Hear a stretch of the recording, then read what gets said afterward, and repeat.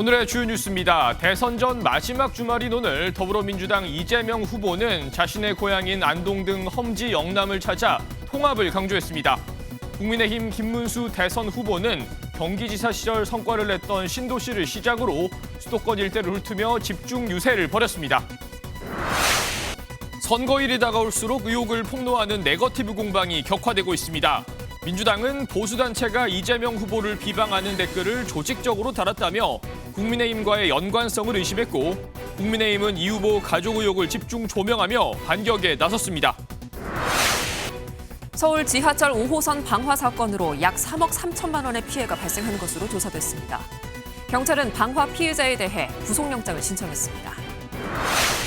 트럼프 미국 대통령의 무차별 관세 정책에 우리나라 5월 수출이 지난해보다 1.3% 감소한 것으로 나타났습니다. 대미 수출의 감소가 두드러졌는데 특히 자동차 수출은 30% 넘게 급감해 비상이 걸렸습니다. 21대 대통령 선거가 어느덧 이틀 앞으로 다가왔습니다. 본투표 시작까지는 이제 40시간이 채 남지 않았는데요. 한 표라도 더 획득하기 위한 치열한 유세전은 마지막 주말까지 바삐 진행됐습니다. 각 후보들은 자신이 태어난 고향 혹은 오늘날의 기반이 된 정치적 고향을 찾아 표심을 호소했는데요. 우선 이재명 더불어민주당 후보는 유년 시절을 보낸 경북 안동으로 향했습니다. 고향 민심에 호소한 데 이어 하루 종일 영남 일대를 돌며 험지 공략에 주력했습니다. 첫 소식 정태훈 기자가 보도합니다. 대선을 이틀 앞둔 주말 마지막 날 이재명 민주당 후보의 행선지는 영남이었습니다. 자신의 고향 안동에서 유세 일정을 시작한 이 후보는 안동을 통합의 출발점이라고 추켜 세우는 동시에 적극적인 연고 호소에 나섰습니다. 안동의 물을 먹고 안동의 쌀을 먹고 안동의 풀을 먹고 자랐습니다.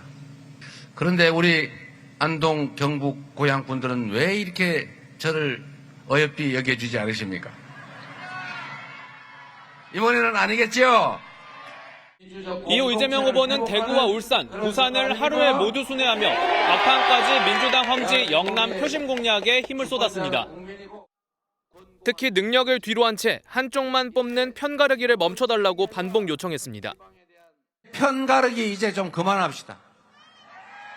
지역이니 색깔이니 무슨 이념이니 가치니 그거보다 중요한 거 먹고 사는 문제 아닙니까?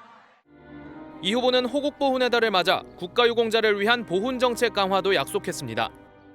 공동체를 위해서 희생했던 또는 희생하고 있는 사람들을 우대하지 않으면 누가 나라를 구하기 위해 나서겠습니까? 이 후보는 선거 하루 전인 내일 서울과 경기 지역을 돈 뒤 12.3 비상계엄을 막았던 여의도에서 마지막 유세를 벌일 계획입니다. MBN 뉴스 정태웅입니다. 김문수 국민의힘 후보는 경기를 시작으로 유권자 과반이 몰려있는 수도권 집중 유세에 나섰습니다. 경기지사 시절 성과로 신도시 개발과 GTX 등을 언급하며 능력 있는 경제 후보임을 강조했는데요. 황교안 무소속 후보는 후보직을 사퇴하며 김문수 후보를 지지했습니다. 김도영 기자가 현장에 다녀왔습니다. 김문수 국민의힘 대선 후보가 유세 현장에서 단추를 풀어헤칩니다.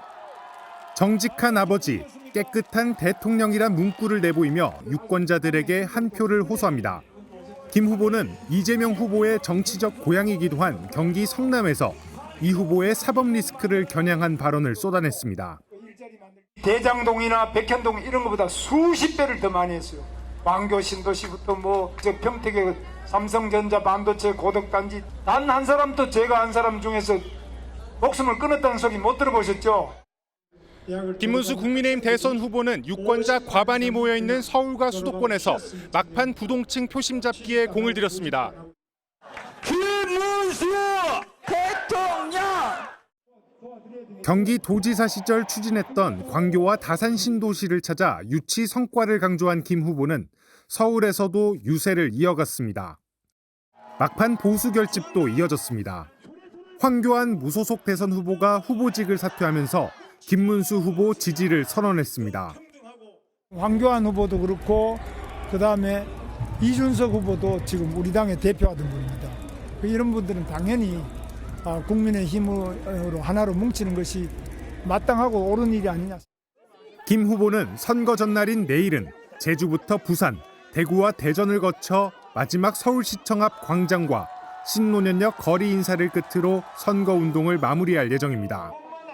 MBN 뉴스 김도형입니다. 이준석 개혁신당 후보는 자신의 안방이죠. 경기도 화성의 동탄을 찾았습니다. 지역민들을 향해 다시 한번 동탄의 기적을 만들어달라며 지지를 호소했는데요. 이재명 후보를 향해선 아이들의 롤모델이 될 수 있냐고 따져 물었습니다. 전정인 기자입니다. 자신의 지역구인 경기도 화성 동탄 호수공원을 찾은 이준석 개혁신당 후보가 시민들의 환영을 받으며 유세차에 오릅니다.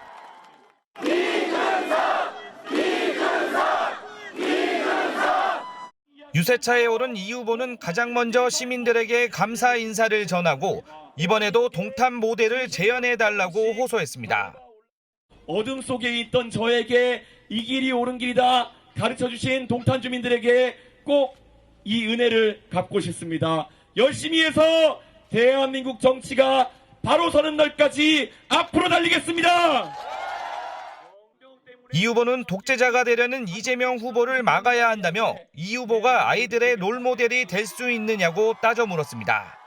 도대체 더불어민주당과 이재명 후보는 아이들에게 무엇을 가르치고 있는 것입니까? 법이 마음에 안 들면은 바꿔도 되고. 김문수 국민의힘 후보와의 단일화 관련해서는 사전투표가 끝난 상황에서도 이야기가 계속 나오는 것은 국민의힘 전략이 단일화밖에 없는 게 아닌가 하는 의심을 하게 된다고 지적했습니다. 이 후보는 이후 서울역으로 이동해 수도권 유세를 이어갔습니다.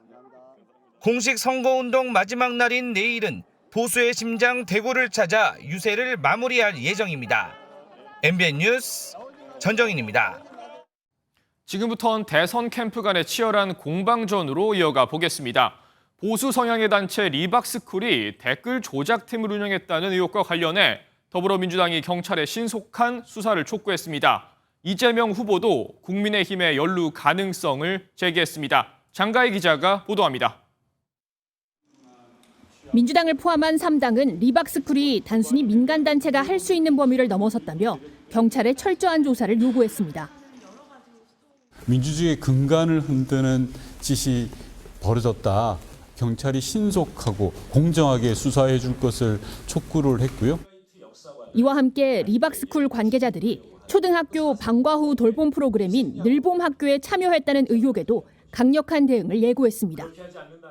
국정조사 등 모든 방법을 동원해서 철저히 조사해서 진실을 밝히겠습니다.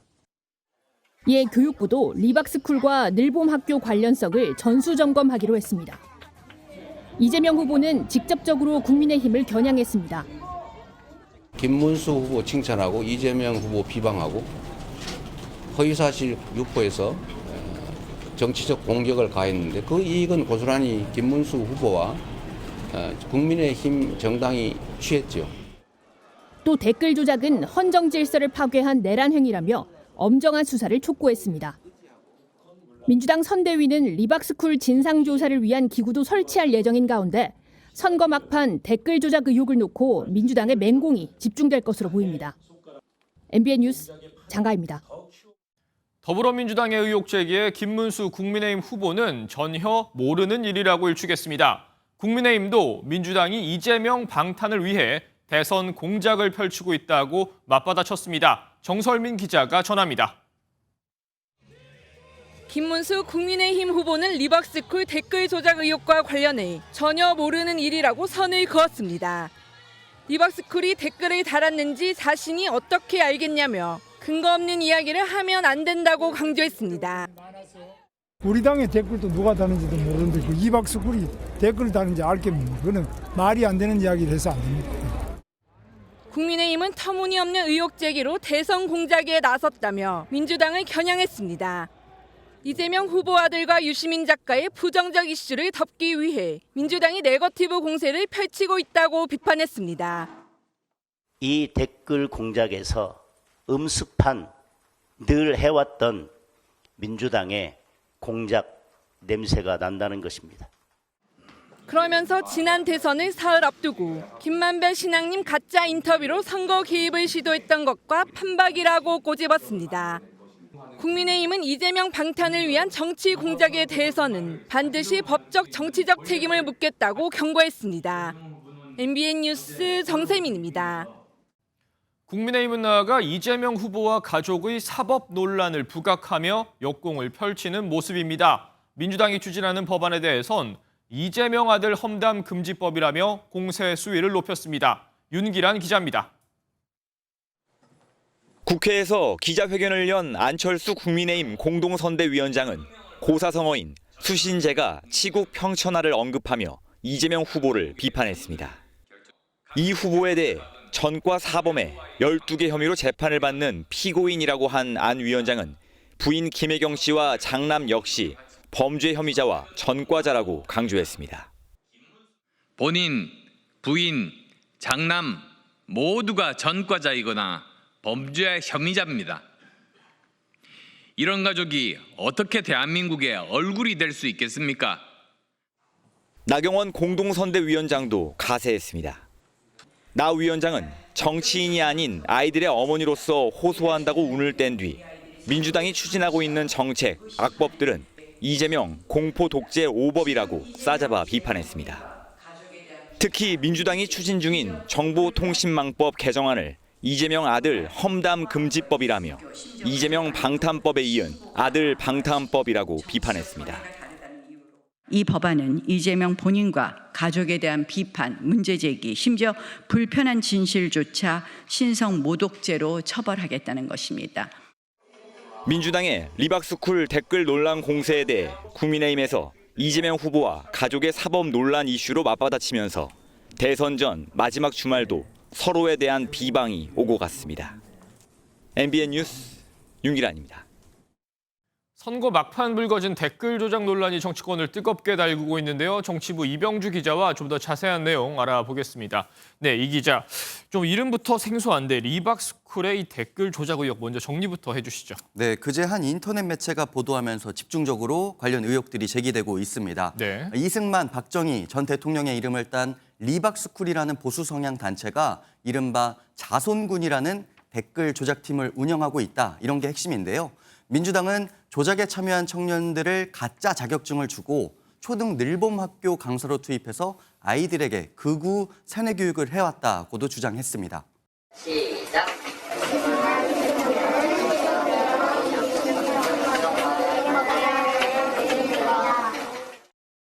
네, 요지는 이 리박스쿨이 댓글 조작을 했다는 건데 사실 관건은 김문수 국민의힘 후보가 여기에 연관이 돼 있냐 아닙니까? 맞습니다. 앞선 기사에서도 전해드렸는데요. 김문수 국민의힘 후보는 리박스쿨 연관성에 선을 긋고 근거 없이 이야기하지 말라 이렇게 경고를 했습니다. 네. 국민의힘은 당과의 연관성은 더욱 없다면서 뉴스타파에서 공개한 영상 속에도 조정은 의원이 단체를 모르고 있었다는 점을 강조했습니다.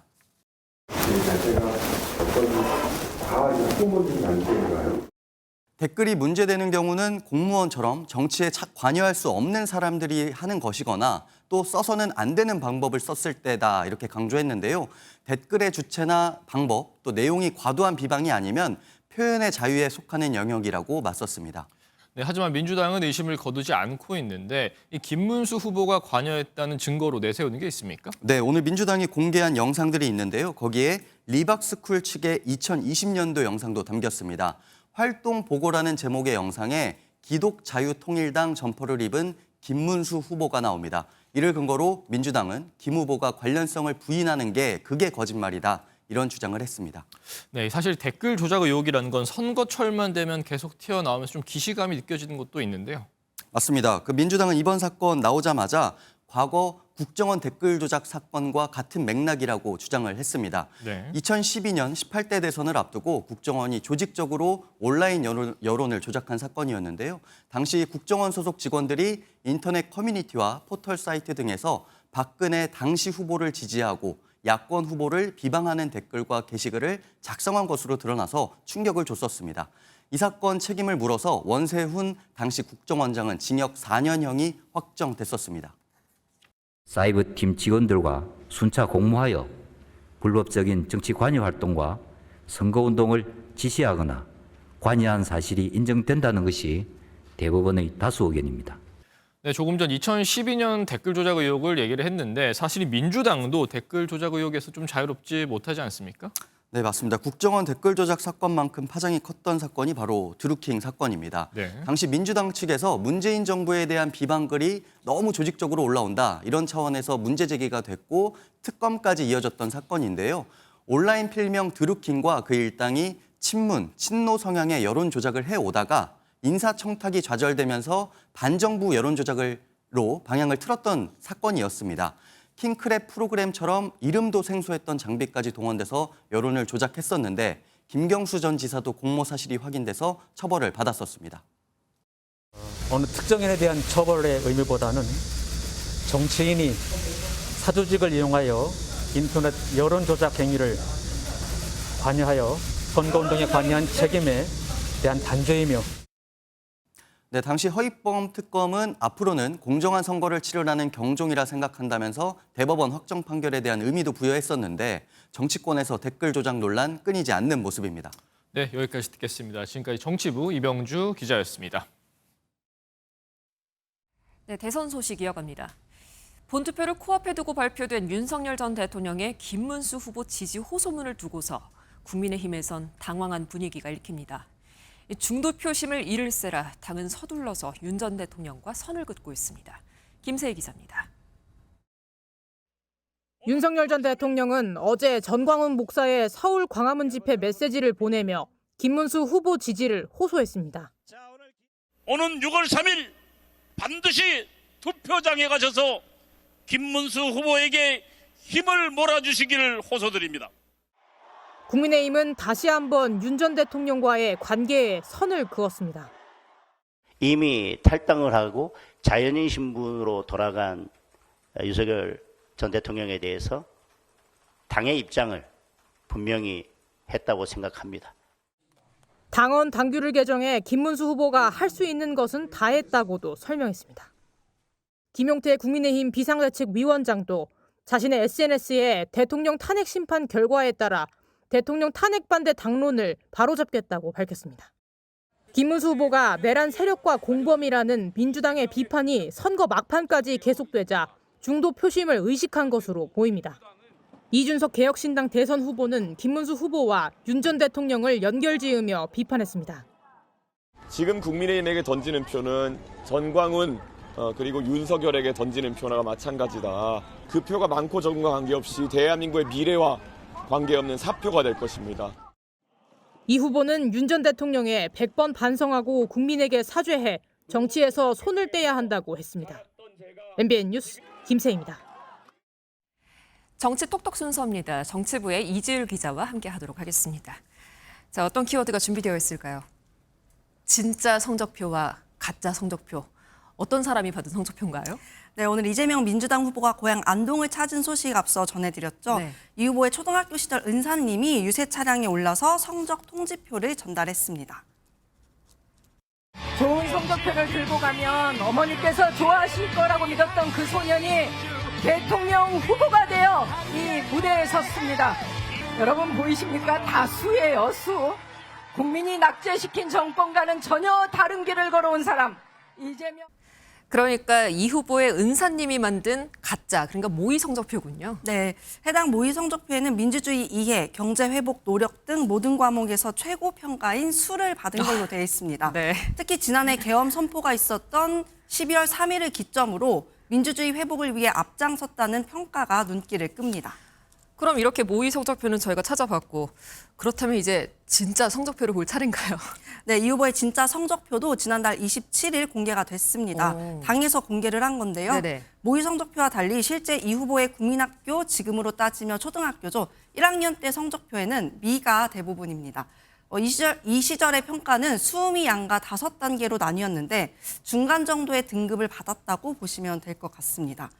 동무들과 잘 놀며 씩씩하다, 활발하나 고집이 세다 등의 담임 선생님의 평가도 기록돼 있습니다. 저희가 초등학생 이재명 후보도 만나봤습니다. 다음 키워드로 가보도록 하죠. 서울대 학력 부끄럽다. 배우 김혜은 씨 아닙니까? 네, 서울대 성악과 출신 배우죠. 김혜은 씨가 어제 김문수 국민의힘 후보 아내인 설란영 여사를 응원하는 글을 올렸습니다. 김 씨는 자신의 SNS에 어제 오늘처럼 서울대 나온 학력이 부끄러운 적이 없었던 것 같다며 제가 대신 죄송하다 이런 말씀을 전하고 싶다고 밝혔습니다. 서울대 경제학과 출신인 유시민 작가의 여성 노동자 학력 비하 논란을 겨냥한 발언으로 해석이 되는데요. 김 씨는 설란영 여사와 같은 우리 어머니들을 존경한다며 내 삶의 원동력이 되는 진짜 롤모델이라고 강조했습니다. 해당 글은 현재 삭제된 상태인데 김 씨 소속사는 공식 입장은 없다고 밝혔습니다. 최근 SNS에 특정 정당 지지 선언으로 보이는 게시물을 올렸다가 삭제한 아이돌 그룹 에스파의 카리나, 래퍼 빈지노 사례처럼 정치색 논란을 염두한 것으로 보입니다. 알겠습니다. 이제 마지막 키워드를 봐보도록 하죠. 자, 노무현 정신. 두 후보가 오늘 언급한 내용인가요? 네, 오늘 김문수, 이재명 두 후보 모두 노무현 전 대통령을 소환했는데요. 먼저 김문수 후보 발언 들어보겠습니다. 제가 선거운동하는데 그러면 제 아내 보고 당신은 고등학교밖에 안 나왔으니까 제 아내를 갈아치워야 됩니까, 여러분? 네, 유시민 전 작가의 설란영 여사 폄하 발언을 비판하는 과정에서 과거 노무현 전 대통령의 연설을 오마주한 것으로 보입니다. 제 장인은 좌익 활동을 하다 돌아가셨습니다. 뭐가 잘못됐습니까? 이런 아내는 제가 버려야 합니까? 그럼 이재명 후보가 언급한 노무현 정신은 뭡니까? 네, 이재명 후보도 오늘 영남을 찾았죠. 이 후보는 SNS에 영호남, 보수와 진보로 나뉜 분열의 정치에 정면으로 맞섰던 김대중 노무현 전 대통령처럼 그 길을 계속 잇겠다고 밝혔습니다. 상대적으로 열세인 영남의 지지 기반 확장을 위해 통합 메시지를 강조한 것으로 보입니다. 알겠습니다. 여기까지 듣도록 하죠. 국회팀의 이지율 기자와 함께했습니다. 사전투표 날 남편 신분증으로 대리투표를 하다 적발된 선거 사무원이 조금 전 구속됐습니다. 해당 사무원은 법원에 출석하며 불법인 줄 모르고 순간 잘못된 선택을 했다고 말했습니다. 우종환 기자가 보도합니다. 마스크를 쓴 여성이 법원으로 들어옵니다. 지난달 29일 서울 대치동 사전투표소에서 남편 신분증으로 대리투표를 한 박모 씨입니다. 박 씨는 구속영장 실질 심사를 받기 전 대리투표가 불법인 줄 몰랐다고 주장했습니다. 불법인 거 알고도 계획하신 건가요? 전혀 몰랐습니다. 순간에 잘못 선택을 했습니다. 이전에 죄송합니다. 선거사무원인 박 씨는 남편 이름으로 투표용지를 발급해 대리투표를 하고 5시간 뒤 본인 신분증으로 투표했다가 적발됐습니다. 법원은 박 씨에 대해 증거를 인멸할 염려 등이 있다며 구속영장을 발부했습니다. 경남 하동군 선관위 건물에 침입했던 20대 남성과 경기 수원시 선관위 건물에 진입을 시도한 60대 남성에 대한 구속심사도 오늘 진행됐습니다. 사전투표 당시 부정투표 논란과 소란이 이어지자 중앙선거관리위원회는 본투표 날 질서 유지에 최선을 다하겠다고 밝혔습니다. 선관위는 부정선거 감시를 빌미로 소란을 일으키면 엄중 조치하겠다고 경고했습니다. 일부 시민단체는 선거 부실관리 책임을 묻겠다며 서울시와 경기도 선관위원장을 맡고 있는 오민석 서울중앙지방법원장과 김세윤 수원지방법원장을 검찰에 고발했습니다. MBN 뉴스 우종환입니다. 어제 오전 서울 지하철 5호선에서 발생한 방화 사건으로 3억 원이 넘는 재산 피해가 난 것으로 추산됐습니다. 경찰은 피의자에 대해 구속영장을 신청하고 수사를 이어가고 있습니다. 손성민 기자가 전합니다. 열차 손잡이와 벽면이 검게 그을렸고 바닥은 소화기 분말로 하얗게 뒤덮였습니다. 어제 발생한 5호선 화재로 지하철 한량이 일부 소실되고 두량이 그을리는 피해가 발생했습니다. 소방당국은 이를 바탕으로 재산 피해만 3억 3천만 원에 달하는 것으로 추산했습니다. 인명피해는 방화범을 포함해 23명이 연기흡입 등 경상을 입고 병원으로 이송됐고 129명이 현장에서 처치를 받았습니다. 서울교통공사는 A씨를 상대로 손해배상 등 법적 대응을 검토하고 있는 것으로 알려졌습니다. 또 화재 당시 객실 내 CCTV 영상이 실시간으로 관제센터로 전송되지 않은 문제점도 파악해 개선 방안을 마련할 계획입니다. 방화 피의자는 경찰 조사에서 이혼 소송 결과에 불만이 있어 범행했다는 취지로 진술했지만 스스로 목숨을 끊을 의도는 없던 것으로 파악됐습니다. 경찰은 이 남성에 대해 현존 전차 방화 치상 혐의로 구속영장을 신청했습니다. MBN 뉴스 손성민입니다. 급등할 주식을 알려준다며 가짜 코인 거래소로 가입을 유도해 돈을 뜯는 사기가 최근 기승을 부리고 있습니다. 스스로 교수라 칭하며 투자자들을 현혹하는데 일부는 여전히 운영되고 있어 주의가 필요합니다. 김태영 기자입니다. 투자자 보호를 강조하며 안전한 거래가 가능하다는 한 코인 거래소 홍보 영상입니다. 모든 거래에서 강력한 보안을 보장하고자 합니다. 그럴듯하게 홈페이지도 있지만 모두 가짜입니다. 급등 주식을 알려준다거나 홈페이지 출석만 해도 돈을 준다고 투자자를 현혹해 이런 가짜 코인 거래소 가입을 유도하는 사기가 늘고 있습니다. 장기간 강의 자료를 제공하고 가짜 증명서와 거짓 기사를 보여주며 투자자를 안심시킨 뒤 사기가 시작됩니다.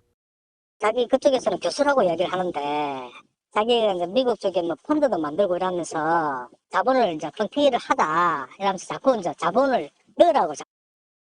실제 이뤄지지 않은 거래로 고수익이 났다며 더 큰 투자금을 유도하고 손실을 막기 위해선 거액을 입금하라는 황당한 요구를 하며 돈을 뜯지만 출금은 이런저런 핑계를 대며 해주지 않는 겁니다. 가짜 거래소 피해 제보가 최근 금융당국에 잇따르고 있는 가운데 일부는 아직 버젓이 운영되고 있습니다. 무엇보다도 잘 모르는 사람이 상식 대비 좋은 조건으로 제안을 해올 경우 의심하는 자세가 필요합니다. 금융정보분석원 등을 통해서 신고된 가상자산 거래소인지 확인하실 필요가 있습니다. 금융당국은 현재까지 10여 건 정도 피해 사례를 취합해 경찰에 수사 의뢰했습니다. MBN 뉴스 김태형입니다. 인도의 몬순 우기가 시작됐는데 폭우로 내리고 있습니다. 올해는 일주일 정도 빨리 시작된 데다가 초반부터 폭우로 내리면서 홍수가 발생해 사망자가 속출하고 있습니다. 한예희 기자입니다. 불어난 흙탕물이 인도의 주택가를 덮치며 빠른 속도로 흘러갑니다. 한 주민이 아슬아슬하게 침수된 도로를 건너고 지붕 위로 대피한 주민들의 모습도 보입니다. 인근의 또 다른 지역에서도 도심이 침수되자 힘을 모아 차량을 옮기고 보트로 아이들을 구조하기도 합니다. 인도 북동부의 마니푸르주와 아삼주를 포함한 여러 지역에서 며칠간 폭우가 이어지며 산사태와 홍수가 발생해 최소 22명이 숨졌습니다.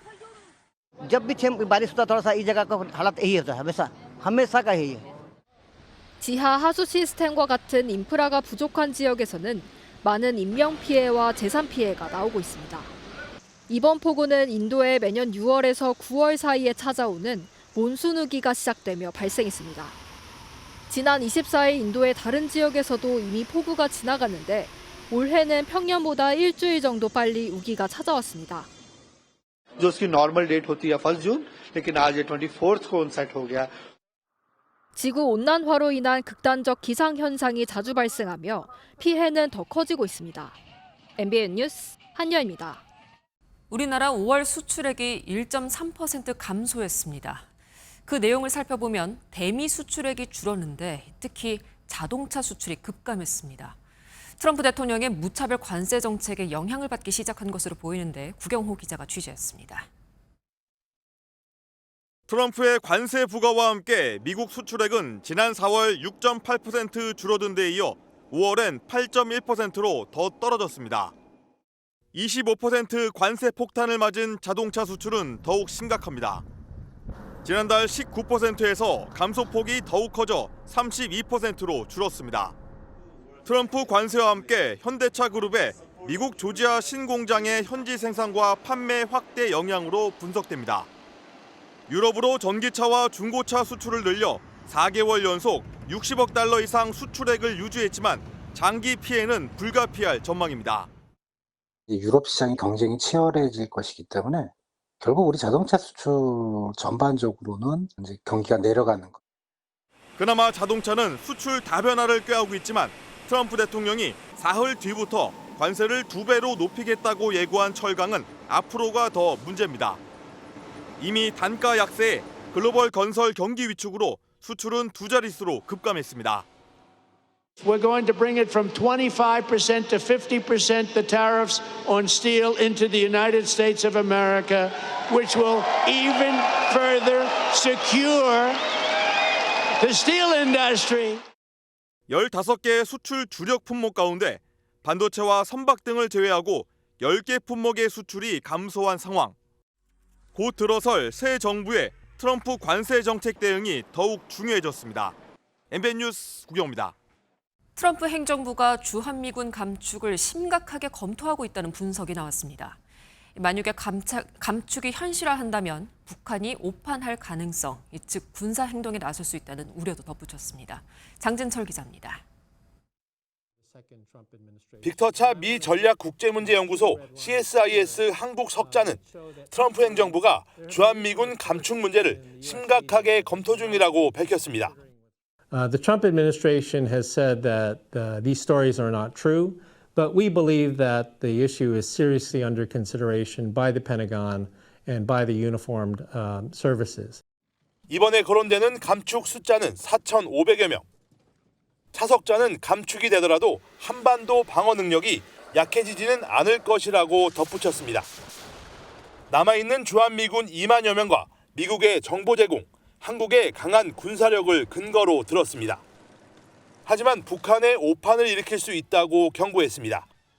오판한 북한이 자신감을 갖고 군사 행동에 나설 수 있다는 겁니다. North Korea is in a much more confident space given their new relationship with Russia as a result of the war in Ukraine and lots of hard currency, military technology, energy, and other sorts of benefits that are coming from Moscow to North Korea. 북한이 트럼프 행정부 1기와 2기 출범 직후 100일 동안 더 많은 도발에 나선 점을 예로 들었습니다. 또 차석좌는 관세부터 안보까지 모든 분야에서 미국의 동맹국에 대한 약속의 신뢰성에 대해 의문이 제기되고 있다고 지적했습니다. MBN 뉴스 장진철입니다. 최근 청소년도 인터넷으로 쉽게 구할 수 있는 만큼 마약 범죄가 심각해지고 있는데요. 정부는 2년 전 사형 구형까지 가능하도록 강경 대응 방침을 밝혔지만 마약 범죄는 되레들었습니다. 어떤 이유에선지 김민수 기자가 취재했습니다. 경찰이 압수한 코카인 블록이 한가득입니다. 5,700만 명이 투약할 수 있는 양인데 국내 마약 범죄 사상 최대 규모입니다. 코카인은 신종 마약의 일종으로 강력한 중독성이 있어 일상생활을 불가능하게 만들고 심하면 사망에 이르게 할 수 있습니다. 코카인 적재와 운송에 가담한 선원 6명, 이를 방조한 선원 2명 등 총 8명의 범죄 관련성을 특정해서 이들 중 4명을 구속 송치했으며 국내 마약 감정의 절반을 담당하는 국립과학수사연구원 서울연구원이 지난해 감정한 코카인의 비중은 전체의 1.6%입니다. 2017년 0.3%에 비하면 5배 이상 비중이 늘어난 건데 이조차도 신종 마약류 전체 증가세보다는 밑도는 수준입니다. 국과수 서울연구소에서 감정한 압수품을 분석해보니 2017년 3.4%였던 신종 마약의 비중이 7년 만에 10배 넘게 급증했습니다. 마약 범죄에 주로 사용됐던 메스암페타민이나 대마 같은 마약류의 감정 비중은 갈수록 줄고 있습니다. 단속이 강화되자 마약 카르텔이 신종 마약을 취급해 법망을 피하는 식으로 대응해왔기 때문입니다. 신종 마약은 기존 마약류와 화학 구조가 달라서 법적인 처벌에 필요한 국과수 감정과 마약류 등록 과정이 까다로워집니다. 이런 신종마약 감정을 저희가 이제 해내야 되기 때문에 우수 전문 감정 인력이 필요하고요. 그런 부분이 좀 지원이 되지 않으면 어려운 거죠. 마약으로 의심되는 물질을 최대 3년간 단속할 수 있는 임시 마약류 지정제가 운영되고 있지만 신종 마약 급증세 점차 한계가 드러나고 있습니다. 화학 구조가 조금만 바뀌어도 일일이 감정해야 하는 문제가 있어서인데 포괄적 마약류 지정제를 확대하는 등 대책 마련이 시급합니다. MBN 뉴스 김민수입니다. 손이나 팔에 의수를 착용하시는 분들께 희소식이 있습니다. 기존 의수는 손끝까지 힘이 전달되지 않아서 불편하셨을 텐데 이제는 달걀을 집어들 수 있는 정교한 동작이 가능한 로봇 의수가 개발됐다고 합니다. 신용수 기자가 자세하게 전해드리겠습니다. 인공으로 만든 손 의수로 옷을 집더니 가지런히 개는데 성공합니다. 구겨지기 쉬운 종이컵이나 빈 페트병도 능숙하게 집어 올립니다. 한국기계연구원이 개발한 로봇 의수입니다. 의수에 익숙지 않은 저도 어렵지 않게 깨지기 쉬운 달걀을 잡을 수 있었습니다. 연구진은 로봇 관절 4곳을 연결하는 기존 방식에 와이어로 손가락 관절을 한꺼번에 잡아당기는 기술을 결합했습니다. 손끝까지 힘이 전달되지 않거나 손가락 움직임이 제한적인 기존 의수의 한계를 극복한 겁니다. 파지의 효율성을 높이고 경량성을 달성한 기능 개발을 완료하였습니다. 소재 개선이나 좀 더 내구성 개선 등을 통해서 상용화 모델. 장애인을 위한 로봇 기술은 의수뿐 아니라 시각장애인용 로봇 안내견 등 다양한 형태로 개발 중이어서 몸이 불편한 이들의 활동 반경이 한층 넓어질 전망입니다. MBN 뉴스 신용수입니다. 서울 시민들에게 한강은 참 좋은 놀이터죠. 이렇게 날씨도 좋은 날 한강에서 건강을 챙기고 또 물놀이도 하는 좋은 대회가 마련됐습니다. 순위나 기록 경쟁도 없는 그야말로 쉬엄쉬엄 즐기는 현장에 신혜진 기자가 다녀왔습니다. 높이 8m 초대형 미끄럼틀을 타고 시원한 강물에 풍덩 빠집니다. 더위를 날려버리는 데는 물놀이만한 게 없습니다. 비누 거품이 발린 기둥을 아슬아슬하게 건넙니다. 마음은 굴뚝 같지만 혹여나 미끄러질까 한 발 내딛기가 조심스럽습니다.